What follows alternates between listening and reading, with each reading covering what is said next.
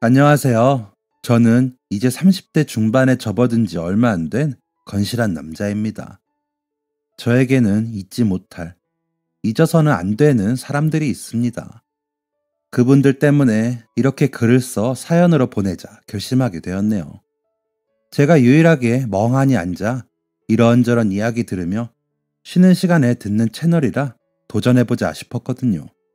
사람 사는 냄새가 나는 것 같아 이런 사연 채널이 좋더라고요. 아마도 부모님이 안 계신 제가 그 사연들 속에서 사람 사는 법을 배우고 있는지도 모르겠습니다. 물론 저에게는 따뜻함을 가르쳐 주신 어른들이 계십니다. 그분들께 감사 인사도 다시 한번 드리고 싶고, 그간 고생한 저에게도 스스로 칭찬하는 의미에서 글을 남기고 싶네요.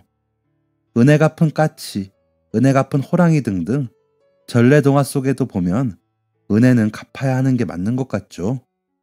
그래서 저는 얼마 전 나름대로 갚는다고 시작해 보았는데 제 마음이 오히려 더 따뜻해지고 더 편해지는 경험을 했습니다. 그래서 그렇게 까치와 호랑이 등등 은혜를 목숨 걸고 갚았는지도 모르겠습니다. 저에게는 몇 년 전 대학을 졸업한 여동생이 있습니다. 이제 제법 어른 티가 나긴 하는데 아직 제겐 아이 같죠. 저와는 6살 차이 나는 아이거든요. 동생과 저는 동생이 6살, 제가 12살이 되던 해에 부모님이 돌아가시는 불상사를 겪게 되었습니다. 버스 사고였는데 그 버스가 하필 친척분 결혼식에 다녀오던 버스였던지라 저희는 친인척도 없이 남겨지게 되었습니다. 보상은 얼레벌레 제대로 받지도 못했습니다. 전세버스 회사가 보험도 제대로 들지 않고 불법 운행을 하던 버스였고 운전자도 사망을 하였기 때문에 보상을 받기가 쉽지 않다고 하더라고요. 그때 저희는 친척 결혼식 가는 길이 너무 멀고 저와 동생이 멀미가 심했기에 따라가지 못하고 집에 있었습니다. 아무리 기다려도 오시지 않는 부모님을 기다리다 잠이 들었다가 윗집 주인 아주머니가 부모님의 사고 소식을 전해주셨고 장례식까지 데려다 주셔서 겨우 갈 수 있었습니다. 거짓말처럼 엄마 아빠 이름을 명부에서 확인하고 사진도 없이 다른 사람들과 주르륵 이름만 적힌 명패를 두고 차려진 장례식장에서 동생과 저는 두려움에 떨었습니다. 멀미를 하는지도 모르게 도착한 장례식장이 무서웠거든요. 그때도 주인 아주머니께서 저희 남매를 보드담아 주시면서 엄마 아빠 마지막 가시는 길이야. 잘 봐. 마음 단단히 먹고 세어가. 너가 오빠니까 더 정신 차려. 아이고 이 사람들아. 이 어린 것들을 어쩌라고 이렇게 가나. 하며 우셨습니다. 아주머니의 그 말에 이제 부모님이 돌아오실 수 없다는 것을 실감한 저는 그제야 울었습니다. 제가 울자 동생도 뭔가 이상했는지 따라 울고요. 장례식이 끝나고 부모님 유골함을 들고 집으로 돌아왔는데 달라질 게 없는 집이 이상하더라고요. 고요하고 썰렁한 게 을씨년스러웠습니다. 엄마랑 아빠가 다음 집으로 이사가면 제 방을 만들어주시겠다고 했는데 동생과 둘만 남은 저는 어디로 가야 할지 모르겠더라고요. 망연자실이란 말을 정확히 이해하지 못한 나이였는데도 그런 기분이라는 생각으로 멍하니 있는데 오빠 나 배고파 라며 동생이 제 옷깃을 잡아당겼습니다. 그 이야기를 들으니 제 뱃속에서도 꼬르륵 소리가 나더군요. 그때 깨달았죠. 우리에게 먹을 것이 얼마나 남았나. 이제 그런 것도 내가 챙겨야 하는구나. 동생 씻기고 유치원도 보내고 학교도 가야 하고 엄마 아빠 없이 어떻게 해야 하지? 머릿속이 뒤죽박죽으로 엉키기 시작하더니 엉망진창이 되었습니다. 그 자리에 주저앉아 머리를 감싸쥐고 울었습니다. 엉망진창이 된 머릿속에는 고아라는 두 글자가 선명히 떠올랐거든요. 동생은 그런 저를 더 잡아당기며 오빠 나 배고파 라면서 울고요. 잠시 뒤 문을 두드리는 소리가 들려 나가보니 주인 아주머니께서 올라와 배고프지? 와서 밥 먹어 라며 저희를 이끄셨습니다. 동생은 밥이라는 이야기에 얼른 따라 나서더라고요. 얼떨결에 저도 따라갔죠. 아주머니 집에 처음 가는 것도 아닌데 어색했습니다. 괜히 뭔가 되게 달라진 느낌이었거든요. 그런 제가 아주머니는 안쓰러우셨는지 새여가 뭘 새삼 그래. 앞으로도 자주 와. 어차피 아줌마는 혼자 밥 먹잖아. 아줌마 자식들 다 서울 가고 아저씨도 안 계시고 괜찮아. 얼른 앉아서 먹어. 얼른. 이라며 제 손을 잡아 앉히셨습니다. 동생은 벌써 우걱우걱 먹고 있고 저도 배가 고파서인지 막상 앉고 나니 정신없이 먹게 되었던 것 같습니다. 다 먹고 나서 속이 든든하니 다시 아주머니 얼굴이 보이더군요. 안쓰러운 얼굴로 저희를 바라보시는 얼굴이 화끈거려 부끄럽다는 생각을 했습니다. 그런 저에게 아주머니는 혹시나 다른 친인척이 있나 물어보셨지만 외가와는 거의 교류가 끊어져 어디인지도 몰랐고 친가는 이번 사고로 다들 피해를 입은지라 친척이 없다고 말씀드렸습니다. 그러자 곤란한 얼굴을 하시더니 일단 지금처럼 지내보자. 아줌마가 새혁이랑 세희한테 도움이 될 수 있는 방법이 있나 알아볼게 라고 하시더라고요. 그렇게 다음날 아침 학교에 다녀와 동생을 데리러 주인 아주머니 댁으로 갔는데 마을 분들이 모여 이야기를 나누고 계시더라고요. 아유, 안 돼도 어떻게 해. 보육원으로 보내는 게 낫지 않아요? 라고 한 아주머니가 이야기하자 근데 그럼 새혁이랑 세희가 같은 기관으로 못 갈 수도 있다잖아요. 애들이 서로 세상천지에 이제 둘뿐인데 그걸 어떻게 떼놔? 라며 주인 아주머니가 말씀을 하시니 다들 그건 안 되지 라며 진심으로 걱정해 주시더라고요. 그러자 한 아저씨가 내가 그래서 여기 주인 아주머니랑 오늘 알아보니까 후견인 제도라는 게 있대요. 아이들을 대신 돌봐줄 어른이 있다는 뜻이야. 그러니까 이 아주머니가 후견인으로 등록을 하면 그 다음은 우리가 조금씩 아이들을 돌봐주면 아이들이 보육원에 안 가도 된대요. 솔직히 아닌 말로다가 죽은 조 씨한테 한 번씩은 도움 받았잖아요. 고맙다 말로만 했지 갚은 적은 없으니까 이렇게 갚읍시다 라고 하시더라고요. 그러자 주인 아주머니께서 그래요. 후견인인지 뭔지는 내가 할게. 애들 사는 집도 어차피 전세라 내가 그거 안 올리고 그대로 묶어두면 되니까 애들 사는 건 걱정이 없어. 그런데 애들 학교 가는 거나 행사 같은 것만 좀 돌아가면서 도와줘. 나는 이제 나이가 많아서 그런 거 잘 몰라. 애들 같이 학교 다닐 때 좀 같이 해줘.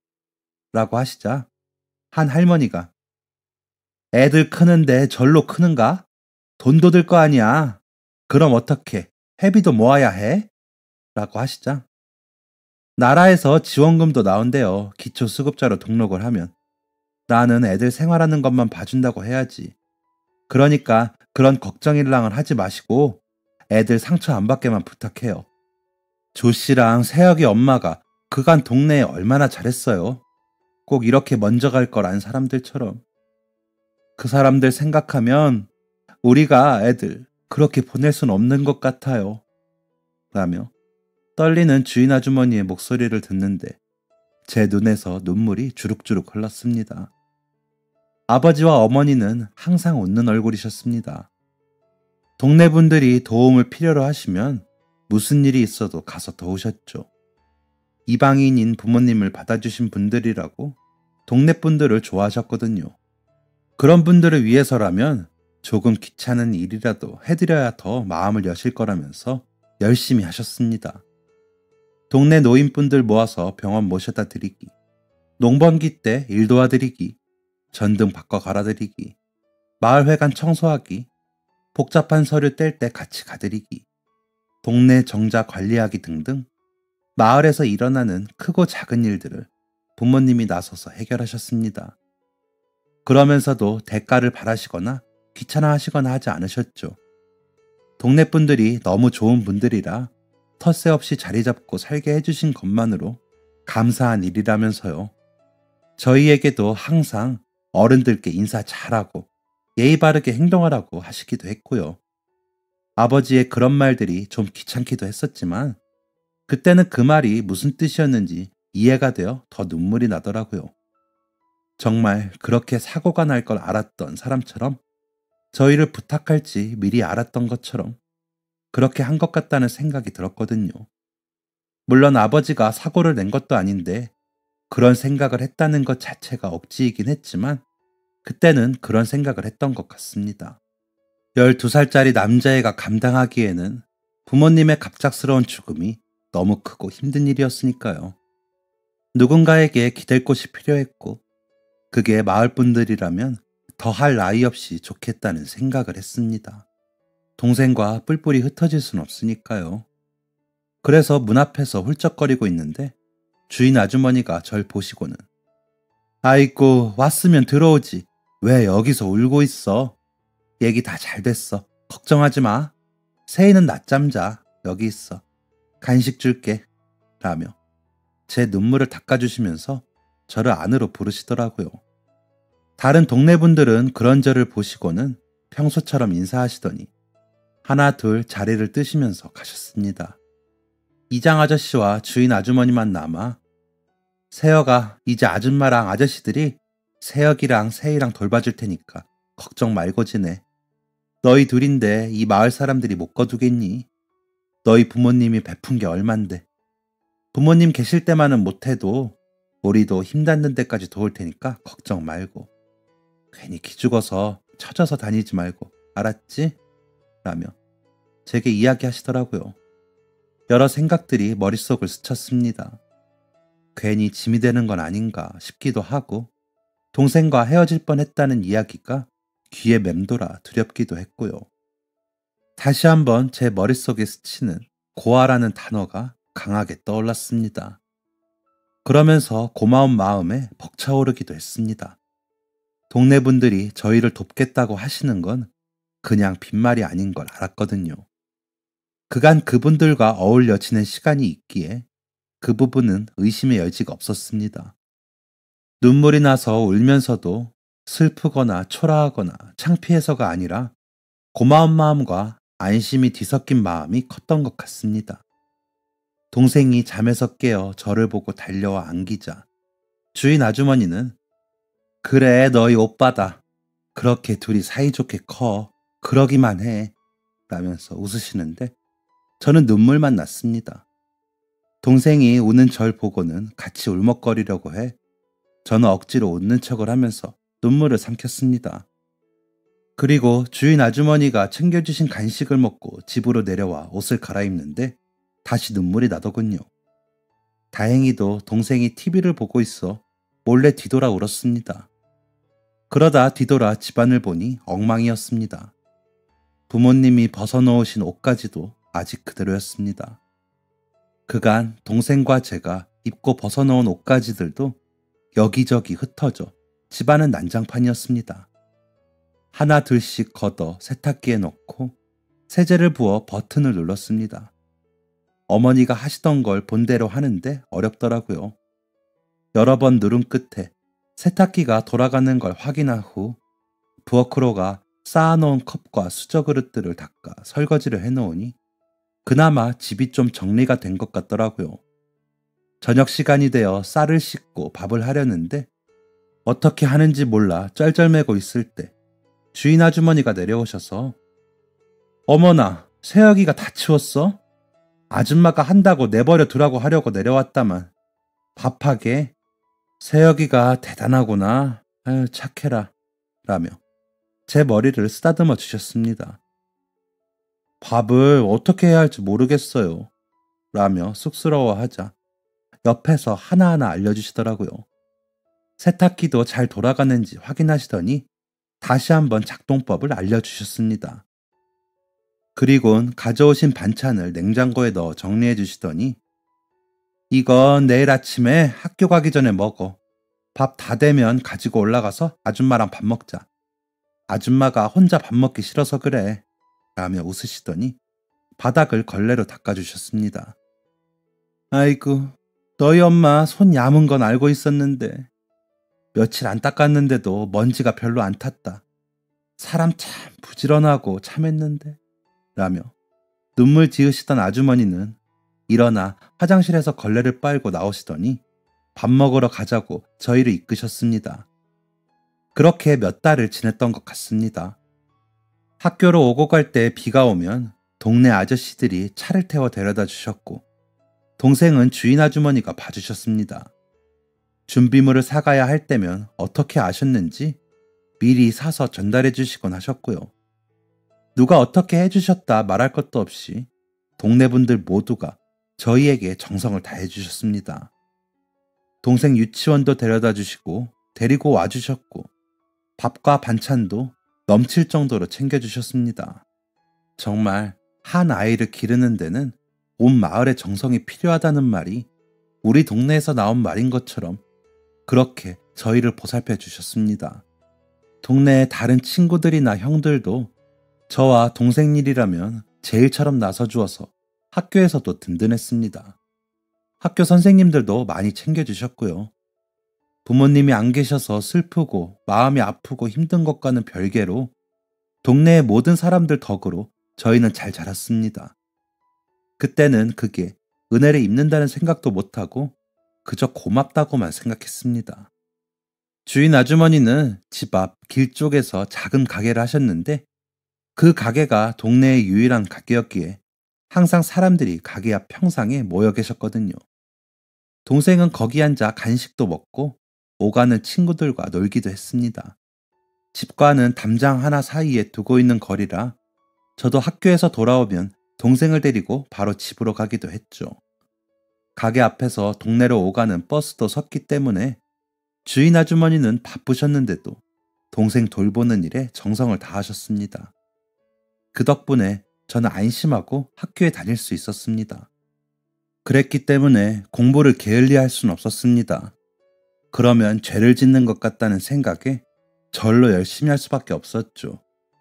성적이 조금이라도 떨어지면 안 될 것 같은 강박에 시달리는 것처럼 100점에 집착을 했습니다. 온 동네 분들의 얼굴과 주인 아주머니의 얼굴이 떠올라 100점을 포기할 수 없었습니다. 5학년 2학기서부터는 저는 100점을 위해 공부했습니다. 중학교 때까지는 그렇게 어렵지 않게 목표를 이루었습니다. 노력한 만큼 결과가 나온다는 말을 할 수 있었습니다. 하지만 고등학교에 들어가 처음 본 모의고사에서 성적이 처참했습니다.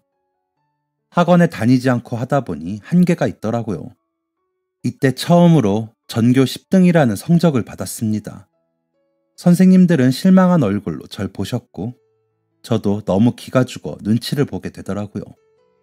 집에서 공부를 하면서도 자꾸 잡생각이 들고 마음이 싱숭생숭했습니다. 그러다 중간고사에는 전교 2등을 했습니다. 아무래도 학교에서 배운 것들이 나오다 보니 조금 더 나았지만 1등을 놓쳤다는 생각에 만족스럽지 않았습니다. 동생이 놀아달라거나 숙제를 물어봐도 짜증을 낼 때가 많았고, 주인 아주머니 앞에서도 웃는 날이 적어지는 것을 제 스스로도 느꼈습니다. 동네 분들을 봐도 대충 인사하고 고개를 제대로 들지 못하는 날들도 많아졌습니다. 죄책감과 불만족스러움이 뒤섞여 부정적인 마음이 형성된 것이 밖으로 발산이 되더라고요. 그런 저의 변화에 동생은 우는 날이 많아졌고, 동네 분들도 저를 보면 건네시던 농담도 하지 않으시더라고요. 오히려 그게 편하다고 생각하며 제 스스로를 그렇게 가두고 빠져나오지 못하고 있었습니다. 다시 모의고사가 다가올수록 그런 제 마음의 수렁은 더 깊어졌습니다.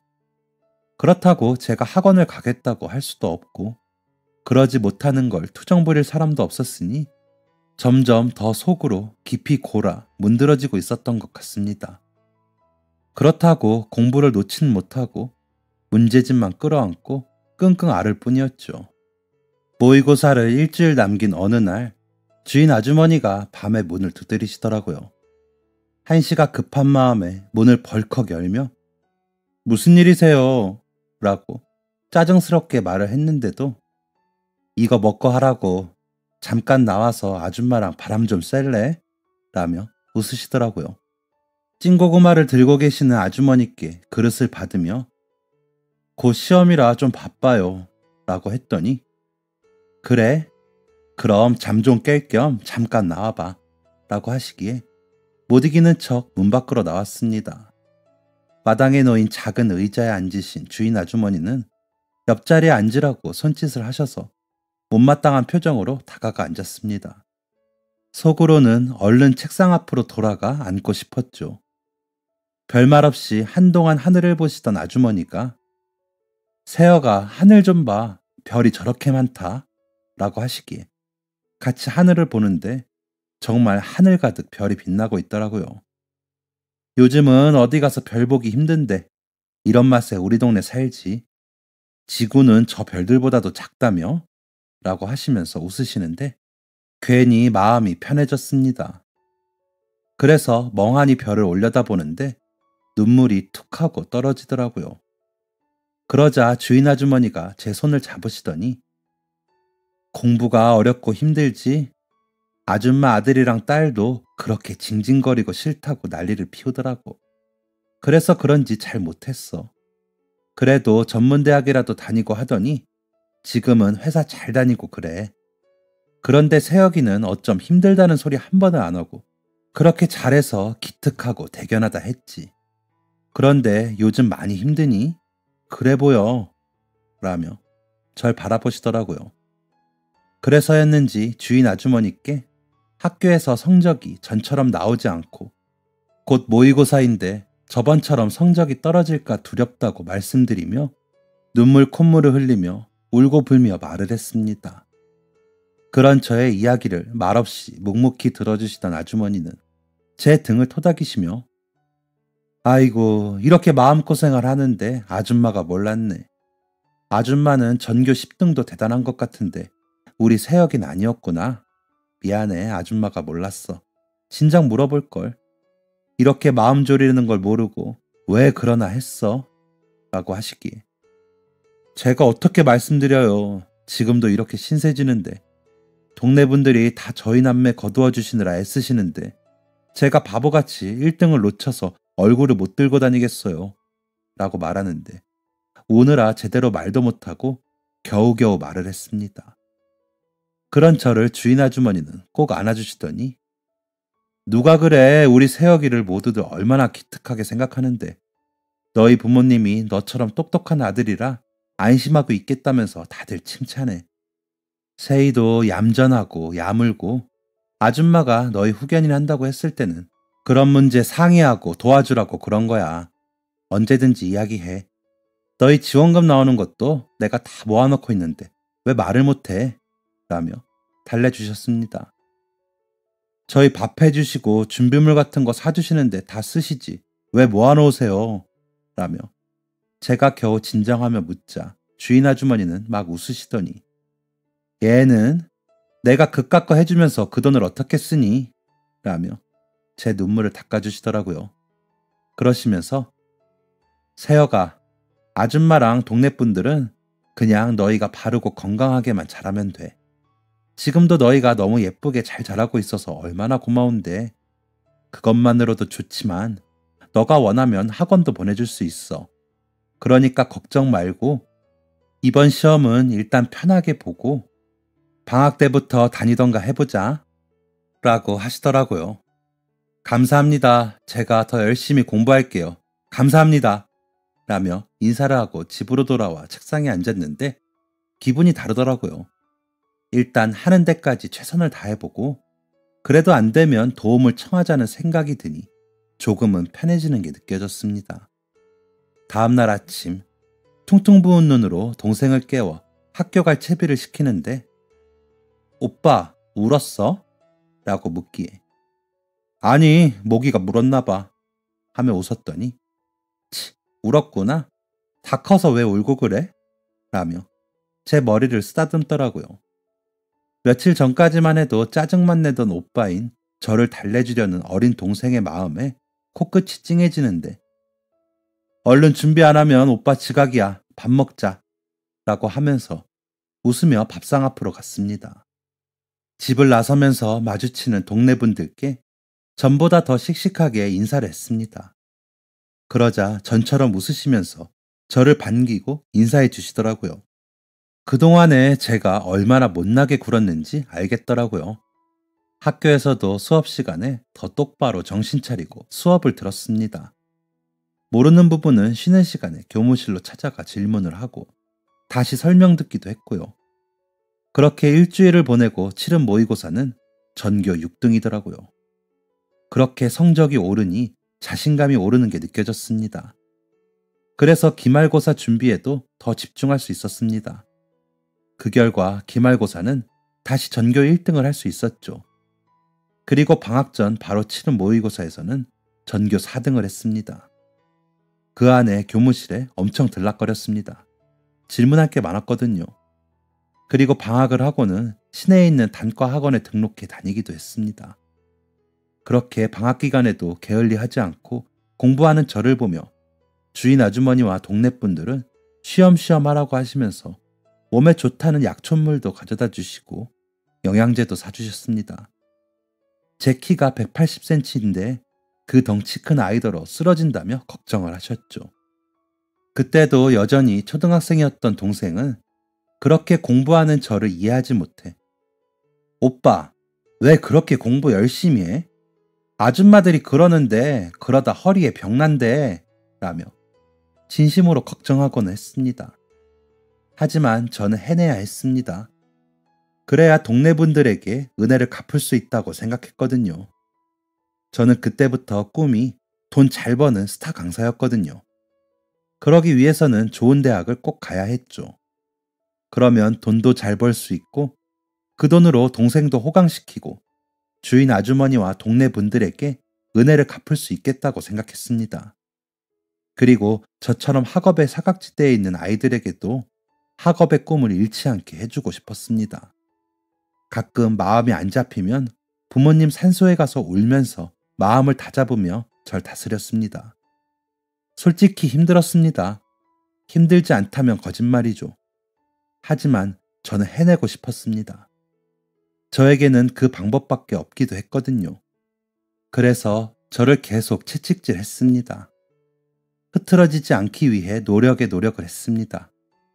가끔 집중이 안 될 때는 마치 제가 강사가 된 것처럼 강의를 하며 공부를 하곤 했습니다. 그럼 더 기억에 남고 이해도 빨리 되는 것 같더라고요.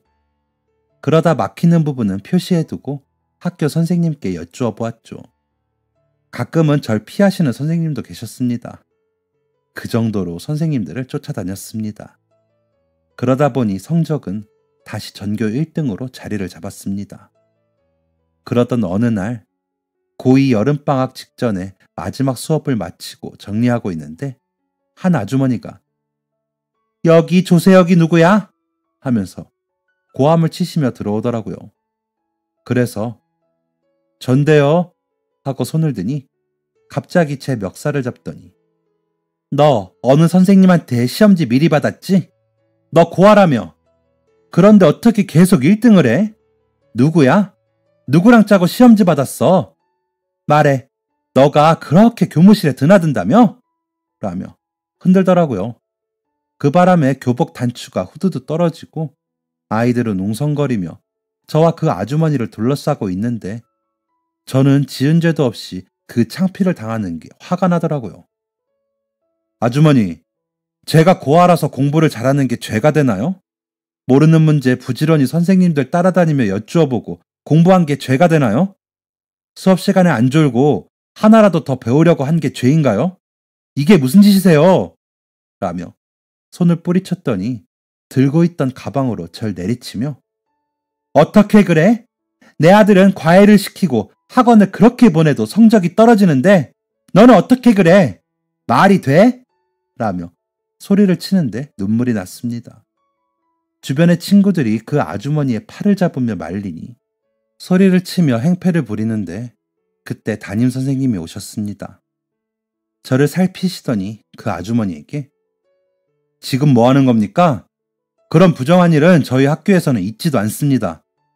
어려운 환경에서도 노력하는 학생에게 격려는 못 해주실 망정 이게 무슨 행패세요? 라며 소리를 치시더라고요. 당신이야? 당신이 얘한테 시험지 빼돌려줬어? 라고 소리치며 그 아주머니가 삿대질을 하는데 엄마, 이게 뭐 하는 거야? 왜 이래? 라며 옆반에 전교 2, 3등 하는 애가 와서 그 아주머니를 잡아 끌더라고요. 끌려 나가면서도 소리를 지르며 행패를 부렸고 담임 선생님은 저에게 잠깐만 추스르고 있어. 알았지? 라며 이야기하시곤 다들 정리했으면 자습할 사람 빼고 다 가. 오늘 종례는 없다. 라고는 나가셨습니다. 가방을 다 싸고도 정신이 돌아오지 않아 멍하니 제 자리에 앉아 있으려니 학생주임 선생님이 오셔서 저를 부르시더라고요. 맞은 자리가 욱신거리고 교복 단추가 다 뜯어져 셔츠가 여며지지도 않는데도 최대한 추스르고 따라 나섰는데 교장실 앞이더라고요. 주임 선생님이 노크를 하시고 문을 열고 들어가라고 해주셔서 들어서니 교장 선생님과 교감 선생님, 담임 선생님과 옆반 선생님, 그 아주머니가 계시더라고요. 제가 들어서니 교장 선생님께서 여기 와서 앉게 라며 말씀해 주셔서 담임 선생님 곁으로 가 앉았습니다. 그러자 그 아주머니는 절 쏘아보고 담임 선생님이 저에게 세혁아, 성진이 어머님이 오해를 하셔서 실수를 하신 것 같은데 선생님은 너가 사과를 받아야 한다고 생각해서 오라고 했어. 사과 받을 수 있겠니? 라고 하시는데 저도 무슨 오기가 생긴 건지 생각을 좀 해봐야 할 것 같습니다.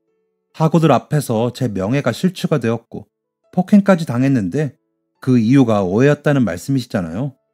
제가 납득할 수 있는 이유가 아니네요. 라고 말했죠.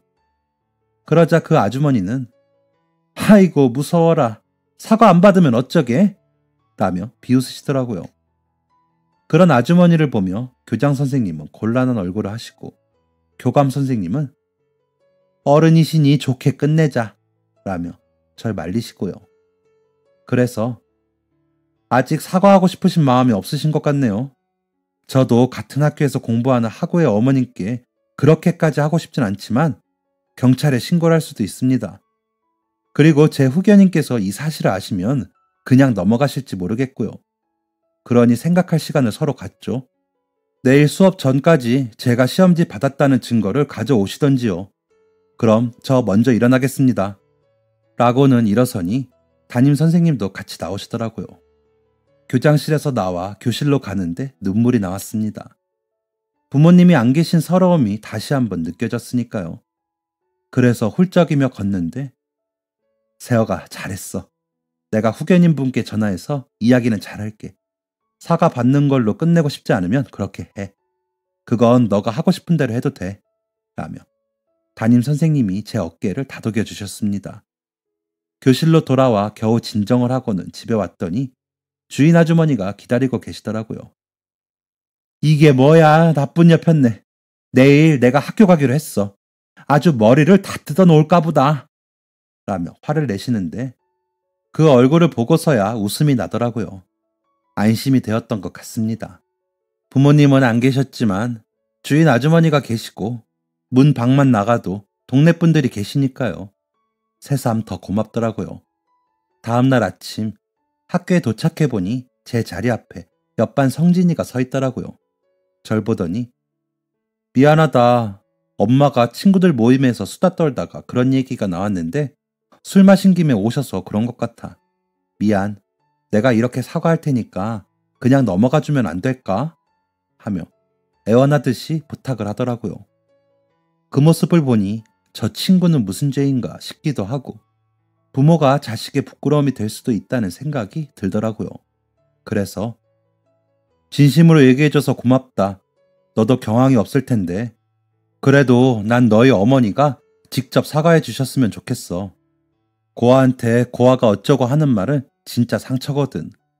이라고 하자 그 아이인 고개를 끄덕거리더니 가더라고요. 주인 아주머니는 담임 선생님을 만나고 가시면서 절 만나고 가시려고 기다리셨더라고요.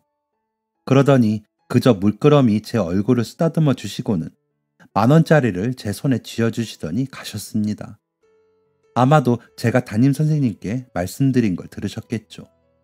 성민이는 평소에도 조용한 아이였는데 그날 이후 한동안 학교에 나오지 않았습니다. 그러더니 그 아주머니가 다시 찾아오셨습니다. 이번에는 교무실에서 담임 선생님 곁에 계시더군요. 전과는 사뭇 다른 태도로 내가 미안하다. 어른이 돼서 주책이지. 그저 셈이 나고 약이 올라서 그런 건데 미안하다. 진짜 미안해. 우리 성민이는 아무 죄도 없어. 내가 그냥 이라고 하시더니 울음을 터뜨리며 울더라고요. 그래서 알겠습니다. 성민이에게는 학교에서 보자고 전해주세요. 라고 인사를 하고 나왔습니다. 아마도 성민이가 학교를 안 가겠다며 시위를 했겠다 싶더라고요. 다음날 성민이는 학교에 왔더라고요. 그리고 또 아무 일도 없었다는 듯이 학교 생활은 흘러갔습니다. 그리고 방학을 또다시 치열하게 보냈습니다. 그때는 상위 그룹 학생들을 모아 따로 보충 수업을 진행해 주셔서 따로 학원을 다니지 않아도 되었고 교육방송도 시간 맞춰 들으면서 쉴 새 없이 공부했습니다. 그 와중에 빨래, 설거지, 집안 청소도 해야 했죠. 동생이 한다고 돕긴 했지만 아직 어린아이에게 시키고 싶지 않아 제가 했거든요. 음식은 주인 아주머니와 동네 분들이 계속 주셨기에 그 부담이 없는 것만으로도 감사할 일이었습니다. 그렇게 그분들 덕분에 고3까지 마칠 수 있었습니다. 농어촌 특별전형과 기회균형 특별전형을 이용해 제가 그렇게 원하던 대학에 수시로 합격했고 장학금 받아 등록금을 해결했습니다.